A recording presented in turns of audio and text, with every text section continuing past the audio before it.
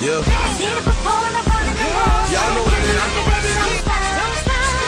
Get to the floor, what you waiting for? 'Cause we can ride the beat straight to the top. Been waiting so long and now it's the time to show 'em all that it's not in the game. I don't care what I'm looking like, I just gotta show you that I'm not going nowhere. I don't care about it, I don't doubt it. Show me that you're showing up about it, about it.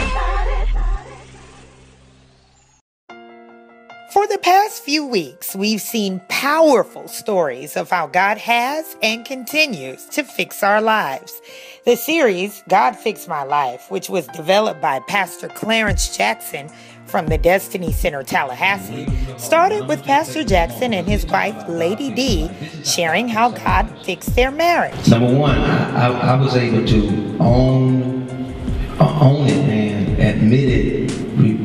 Stop deflecting, blaming on everybody else, and admit what I had done wrong. Then there was Gabrielle Cunningham, who talked about how God fixed her life and led her from being incarcerated to true freedom. I'm working on my second year, and in December I'll graduate with my associate's degree in science theology. And on the last episode, entertainer, businessman, and father Darius Doc D. Baker gave us insight on what it was like to maintain balance. I always had a relationship with God, but I really started to get intimate with God because it's a difference. Today, we wrap up this phase of the God Fix My Life series with a finale that's like no other.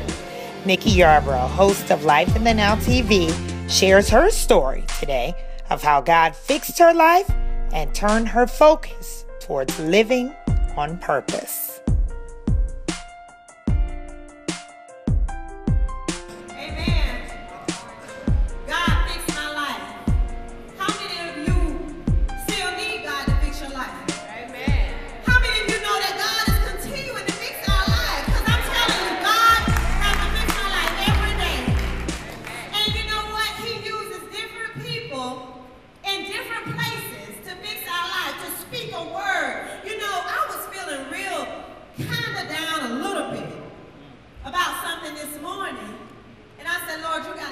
with this.